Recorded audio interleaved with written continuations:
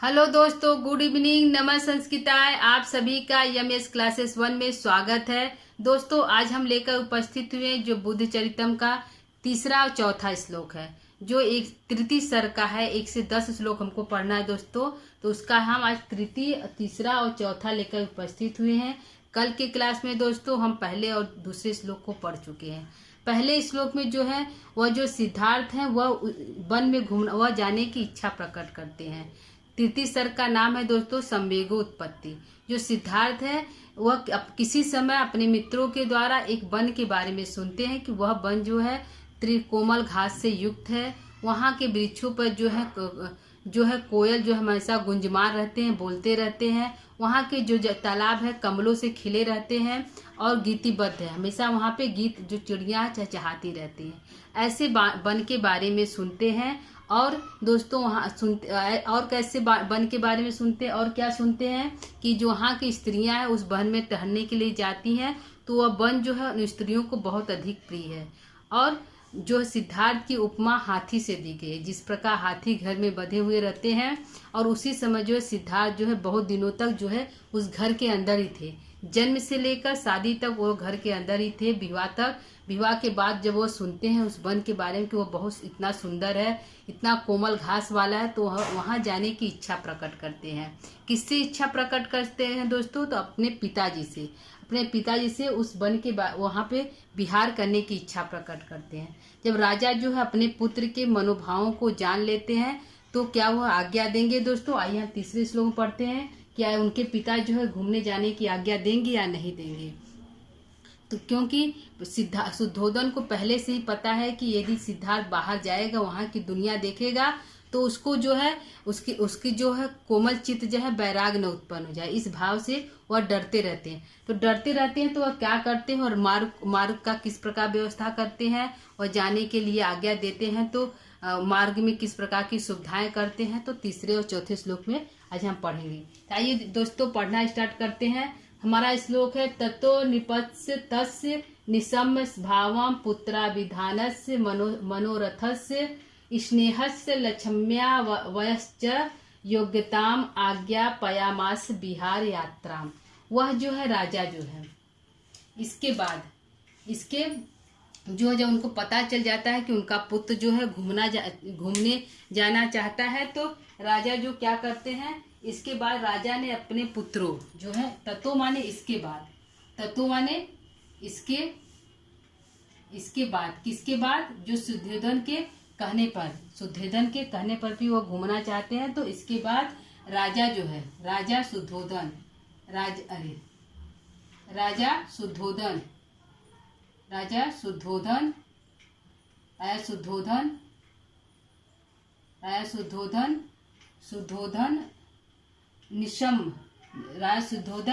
अपने पुत्र के राय शुद्धोधन अपने पुत्र के पुत्राभिधानस्य मनोरथ, अपने पुत्र के मन की इच्छा को जानकर, भाव को जानकर, पुत्र के भावों को जानकर, पुत्र के मन के भावों को जानकर, मन के भावों को जानकर क्या करते हैं, मन के भावों को जानकर जब राजा को, इसके बाद जब राजा को पता चलता है कि उनका पुत्र जो है अपने पुत्र के निशम भाव, अपने पुत्र के भाव को पुत्राभिधानस्य मनोरथ है, अपने पुत्र के मन के भावों को जानकर राजा शुद्धोधन जो है वह स्नेह के कारण क्या करते हैं, प्रेम के कारण, स्नेह माने प्रेम के कारण, क्योंकि उनका एकलौता पुत्र है, तो क्योंकि प्रेम करते हैं, क्योंकि भविष्यवाणी हुई रहती है कि वो बाहर जाएंगे तो साधु संत बन जाएंगे, बाहर की दुनिया देखेंगे, तो लेकिन फिर भी यह जानते हुए भी राजा जो है अपने पुत्र को प्रेम के कारण, क्योंकि जिसके पास लक्ष्मी है, धन है और लक्ष्मी प्रेम है, धन है, अवस्था हो गई है, योग्यता माने अवस्था के योग हो गए हैं, वयस माने अवस्था के योग हो गए हैं, अवस्था के योग हैं, बड़े हो गए क्योंकि शादी भी योग हो गए हैं, शादी भी हो गई है, तो अवस्था की योग है। ऐसा जानकर राजा शुद्धोधन ने बिहार यात्रा, घूमने जाने की आज्ञा दे दी, बिहार करने की आज्ञा दे दी। क्या कर दी? घूमने जाने की आज्ञा दे दी, घूमने जाने की आज्ञा दे दी। यहाँ क्या होगा दोस्तों, आज्ञा दे दी, आज्ञा दे दी। ठीक है, आज्ञा दे दी। किसको दे दी, शुद्धोधन को। अर्थ को फिर से देखते हैं दोस्तों। इसके बाद निपतस्य निशम भावम पुत्राभिधानस मनोरथ। राजा शुद्धोधन अपने पुत्र के मन के मनोरथस माने मन के भावों को, भाव माने भावों को जानकर, स्नेह के कारण, प्रेम के कारण, जिनके पास लक्ष्मी है, धन है, अवस्था हो गई क्योंकि उनकी शादी हो गई, उनकी अवस्था हो गई, तो अवस्था को जानकर, अवस्था की योग है ऐसा जानकर राजा शुद्धोधन जो है घूमने जाने के लिए, किसको जाने के लिए, सिद्धार्थ को बिहार जाने के लिए, क्योंकि यात्रा करना चाहते हैं, घूमना चाहते हैं, घूमने जाने की आज्ञा दे दी। ठीक है, तो प्रश्न पूछेगा राजा शुद्धोधन वन में जाने की किसको आज्ञा दे दी, तो अपने पुत्र सिद्धार्थ को आज्ञा दे दी। ठीक है, किस कारण दे दी, किसके कारण वह आज्ञा दे दी, अपने पुत्र के मन के भावों को जानकर, कि वह उनका पुत्र जो है घूमना चाहता है, तो अपने पुत्र के मन के भावों को जानकर जो है शुद्धोधन जो है सिद्धार्थ को वन में जाने की आज्ञा दे दी। ठीक है, तो उनकी अवस्था कैसे है, सिद्धार्थ कैसे है, स्नेह है, जिनके अंदर बहुत अधिक प्रेम है।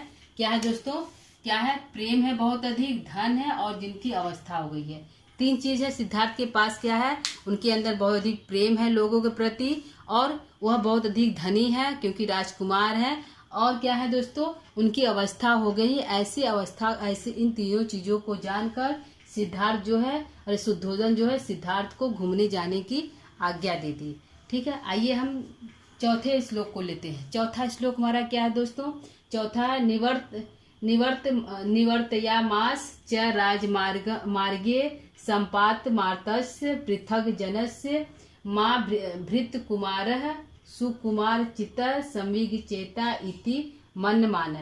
जो है सिद्धार्थ जो है, यहाँ पे क्या है, माँ माने सिद्धार्थ जो है, क्या है, सिद्धार्थ कैसे है, सिद्धार्थ का जो चित्त है, जो सिद्धार्थ जो राजकुमार सिद्धार्थ है, सिद्धार्थ जो है उनका जो सुकुमार चित्त है, जो उनका चित्त है कोमल चित्त वाले, सुकुमार माने कोमल चित्त वाले, क्या है, कोमल चित्त वाले, जो सिद्धार्थ है उनका चित्त कैसा है दोस्तों, कोमल चित्त है। सिद्धार्थ के कोमल चित्त वाले, सिद्धार्थ जो है कोमल चित्त वाले हैं। ऐसे कोमल चित्त वाले के मन में, माँ माने मन में संवेग न उत्पन्न हो जाए, संवेगो न चेता, संवेग की उत्पत्ति न हो जाए, संवेग न उत्पन्न हो जाए, संवेग न उत्पन्न हो जाए, संवेग न उत्पन्न हो जाए, क्योंकि सिद्धार्थ को शुद्धोधन को डर रहता है कि यदि सिद्धार्थ बाहर जाएगा तो कहीं सन्यासी न हो जाए, उसके अंदर लोगों के प्रति संवेग न उत्पन्न हो जाए। तो ऐसा जो है शुद्धोधन के मन में हमेशा डर सताया रहता है, वह डरा रहता है। इस डर के कारण जो है, जो शुद्धोधन सोचते हैं कि जो सिद्धार्थ है उनका जो मन कैसा है, कोमल चित्त वाले, सिद्धार्थ का मन जो है कोमल चित्त वाले हैं। माँ माने मन जो है कोमल चित्त वाले जो है सिद्धार्थ है। ऐसे में कोमल चित्त वाले सिद्धार्थ के मन में संवेग न उत्पन्न हो जाए, संवेग न उत्पन्न, ऐसे मन माने, ऐसा मानकर, ऐसा सोचकर, ऐसा सोचकर, कैसा, ऐसा सोचकर, कौन सोचता है, शुद्धोधन सोचते हैं। ऐसा सोचकर निवर्त मास च मार्ग संपात पृथक जनस, जो राजमार्ग है, जो जिस पर उनको जाना है, जिस वन में उनको जाना है, उस राजमार्ग के, क्या है, उस राजमार्ग के निवर्त मास है, जो संपात मार्तस, जो रोगी इत्यादि व्यक्ति हैं, रोगी या वृद्ध इत्यादि पृथक जनों को, जो अन्य जन है, रोगी और वृद्ध इत्यादि और अन्य जन, पृथक जन माने अन्य जन, अन्य जनों को मार्ग से, राजमार्ग से निवर्तमान, मास माने हटा दिया, ठीक है, हटा दिया। जो राजा शुद्धोधन जो है वह सोचते हैं कि कहीं सिद्धार्थ का जो मन है सुकुमार चित्त, उनका जो चित्त है बहुत कोमल है। कोमल चित्त वाले सिद्धार्थ के मन में कहीं संवेग न उत्पन्न, समीग चेता, कहीं संवेग न उत्पन्न हो जाए, ऐसा मन इति मन मान है, ऐसा सोचकर, कैसा सोचकर कि सिद्धार्थ के मन में कहीं संवेग न उत्पन्न हो जाए, ऐसा सोचकर सिद्धार्थ जो है राजमार्ग में जो जितने भी रोगी वृद्ध इत्यादि व्यक्ति हैं और पृथक जन है और जो कुछ मतलब सुंदर स्त्रियां नहीं है, कुछ गलत चीज रास्ते में है, कीड़े मकोड़े जानवर है जो वृद्ध हो गए हैं या जो मृत जानवर हैं कहीं सड़क के किनारे न पड़े हों, ऐसे बेकार वस्तुओं को, ऐसे अन्य जनों को, ऐसे बेकार वस्तुओं को वह मार्ग से निवर्तयामास हटा देते हैं। क्या करते हैं?